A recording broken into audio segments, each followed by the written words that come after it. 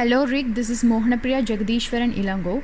Today I am going to demonstrate the assignment number 1, which is the combination of lab 1, 2, 3, 4 and 5. My assignment is based on licensed child care centers dataset. So the first step in our assignment is retrieving a raw data from the internet. So I am retrieving the raw data from the Open Toronto, and the next step what I'm going to do is cleanse the data in the Excel sheet. After cleansing the data, we have to create a pivot table. Before that, here we have a geometry, and I'm going to convert it to latitude and longitude using data, and I'm going to text to columns, and I'm giving delimiter and comma and general, and now I'm going to finish. So now it got separated into two separate columns. Now I'm going to rename it as longitude and latitude. Now I'm going to create a pivot table. For that I'm selecting all the data, and I'm going for insert pivot table. And now what I'm going to do is I'm going to use the fields which I want to in my data set, in my client's data set. So I'm dragging all the fields into the rows, and I'm unchecking the phone and the run date, which is in a visualization or in any process I'm not going to use the phone numbers and run date. So I'm not selecting that in my pivot table. And for better understanding of a column description, I have given the abbreviation for all the columns, like building type, BLDG underscore type means building type, IG space, child care spaces for infant 0 to 18 months. Like that I have given the abbreviations. So this is my pivot table. And the next step what I'm going to do is I'm going to upload my claims data into the Jupyter Notebook.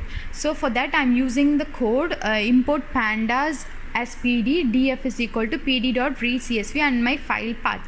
Here I have given my data frame name as df, and I'm calling the df, and it's now my data set got displayed. Now what I'm going to do is I have my index as 0, 1, 2, 3 like that. So now I don't want like that. I have to give a name to that, or I have to move a column to the index. So what I'm going to do is I'm going to move the local ID into the index. For that I'm giving a code df.setIndex loc ID. So I'm going to set the index as loc ID, and I'm calling the data frame df, and it got displayed like how we wanted. So we can give anything in the index. So I'm giving location ID. Loc ID means location ID. I'm giving the location ID in the data frame. Okay, next process is what I'm going to do is I'm going to fill na 0.00, which is I'm going to fill the nan values as 0.00. And after filling that, what I'm going to do is after filling the data got displayed, and now after that what I'm going to do is I'm going to drop all the nan values which I was mentioned as 0.00. So for that what I'm using is df.drop na, and now all the data nan values got dropped. In my data set I don't have any nan values. As you can see, it has 17 columns like before. So it denotes that I don't have any nan values in my column. Now what I'm going to do is I'm going to drop some columns which I'm not going to use in my visualization. For what I'm dropping is I'm going to drop ID, postal code. During the pivot table creation we have removed run date and phone number, and during the Jupyter Notebook I'm dropping the ID and postal code. And after deleting the columns, I got 15 columns in my data set. Now I'm going to do some basic operations in my data set, like count, minimum, maximum. So what I'm giving is df.count. It will count the number of rows in the columns. So number of rows. And df.max, it will display all the maximum value in my column. And df.min, it will display all the minimum value in each columns. And I'm going to describe my data frame. df.describe means it will describe my data set, which will give the values of count, mean, standard deviation, minimum, maximum of the numeric values of my data. Now I'm going to get the information of about my dataset. For that, what I'm using is df.info, and it will give the row value, everything. So we are done with the first part of our assignment, which belongs to the data. Now we are going to move to the second part, which is creating visualization. The first visualization is we are going to create in a Jupyter notebook using the Matplot library and Plotly libraries as per your wish. I'm here in my assignment, I'm using Matplot and Plotly libraries, both the libraries in the Jupyter notebook. For that, we have to import the visualization libraries, and we have to perform the chart which we need which suits for our data set. First step in the visualization is importing the libraries of Matplot. So here I have imported the libraries, and for basic I'm going to display a basic histogram chart using the code, and I have displayed it. So I don't want histogram chart, but I'm checking how my data works. For that, I'm using the histogram chart. And now what I'm going to display is I'm going to display a box chart for my data, but my box chart didn't look good, so I don't need this kind of charts to my customers to view. So I want to get some other charts. That I'm importing Matplot libraries, and I'm creating this map looks good. Okay, this may attract my client or customer, anyone. So I'm using the heat map for my asset as a first visualization chart in Jupyter notebook. And the next step, what I'm doing is I'm installing the library packages of Plotly. In the Plotly, first thing what I'm doing is I'm going to install the I'm going to create a scatter plot. Okay, this is my scatter plot, but it doesn't have any labels for my data set, so it becomes a little bit hard for the client or anyone to understand the chart. So I'm going to create a swarm plot for my data set using X as auspice, Y as total space, and hue as a building type. And here look how my swarm plot looks. Okay, this looks something, it has something, my data has something. I'm using the swarm plot as my second visualization chart in the Jupyter notebook. So we have created 3 visualization charts in the Jupyter notebook, which is a histogram chart, heat map, and a swarm plot. Now we are done with the second step of our assignment. Now we are moving to the third step of our assignment, which is creating a visualization using a data analysis tool. And here in my assignment, I'm using the Power BI tool for my visualization process. In the Power BI, I'm going to create 4 visualization charts, and I have made some assumptions in my made some hypotheses in my data set. I have made 2 hypotheses in my data set. First one is, which ward has highest amount of childcare center? This is my first hypothesis. And second hypothesis, can you conclude that subsidy childcare centers are more than the non-subsidy? So I have created 2 questions on my data set, and I'm going to create a visualization chart on data analysis tool Power BI to find the answers to these questions. Okay, the first step in the Power BI is to get the data. So I'm going to get data, text or CSV. My file is a CSV file, CSV cleansed file, which is a assignment data.csv, and I'm going to import the data to the Power BI tool. And after importing, we have to load the data to the Power BI. After loading the data, I'm going to find the findings for my questions which I have hypothesized. So my first question is, which ward has the highest amount of childcare center? Which one? How do you know that? So I have to create a chart depend on that data I have in my data set. So for that, what I'm going to do is I'm going to create a stacked area chart for that hypothesis.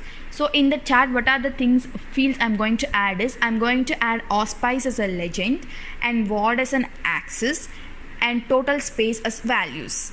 So here you can find the count of the childcare centers in each ward. We have 25 watts in our data set from 1 to 25, and it shows how many watts are there based on the auspice. If you take a commercial agency, means it has 176, like that it displays based on the watts. So in my chart you can notice that Ward 3 has the highest amount of data, highest amount of childcare center. So based on my hypothesis, I can find my assumption, which is Ward 3 has the highest amount of childcare center. So now what I'm going to do is I'm going to do some editing. Editing means I'm going to change the title, I'm going to change the labels, colors, I'm going to change the background of my data visualization chart. So give me some time, I'll do that and we'll show you how it look like. So after changing all the changes, can you notice the changes in my visualization? Before it looked like dull, and now it look like awesome. The second chart what I'm going to create is I'm going to create a total count, not a total count, childcare aged on the basis, childcare centers on the basis of age. So we have a column IG space, SG space, TG space, like that. So I'm going to display which has the value. So for that I'm going to import a visual from internet. Which one I'm importing is I'm importing Power KPI for my visualization chart, and I'm giving axis as a building type, and I'm giving values as IG space, KG space, PG space, SG space, and TG space. So this is how my this is the first look of my visualization chart. Now I'm going to edit it. Look here how it looks. It looks better than the first look. So this is how I edited my visualization chart. Okay, we are done with two charts. Now I'm going to demonstrate an important chart, which is a map chart. So we have a question on regarding that, which can you conclude that subsidy childcare centers are more than non-subsidy? So I'm using a map chart to find the answer for this question. How can you do that? You may ask this question to me. Let me show you how I'm going to make a map chart and show you my findings. I'm choosing a map chart, and we have already latitude and longitude in our data set. I'm giving in the respective labels. This is my basic map chart, and I want to know which subsidy. I want to know the count of subsidy. So what I have to do? Nothing. I have to drag the subsidy to the legend. Now you can notice the differences here. We have a dark blue and a light blue color. What it means? You don't know. I don't know. So let me explain you. The dark blue denotes it is a subsidy contract childcare center, and the light blue denotes it's a non-subsidy childcare center. So from that you can notice we have a more subsidy contract centers than the non-subsidy. Now I'm going to make some changes on my visualization. Look here how it looks. It looks like a satellite map, right? So we are good at creating map chart. Now I'm going to create the last visualization chart. Okay, let's create one new chart. I don't want this simple chart. I want something better, something new. Let's import something from the internet. So for that, what I'm importing a donut pie chart. Do you like donuts? I too like that. Okay, I got the donut chart. So what I'm going to find in the donut chart? Okay, let's think. What should I find? Okay, let's find the kindergarten aged childcare centers from the total childcare center. It's a good idea, so I'm going to find it now. Okay, so I'm dragging the kg space into the size value and total space into the radius value. And now I have a label called other in my chart. I don't want like that. I want to show all the labels, building types in my chart. So I'm going to ranking, and I'm changing the value as I'm giving 100. So when I change, it got display all the values of all the building types and its count in the pie chart, which is a donut chart.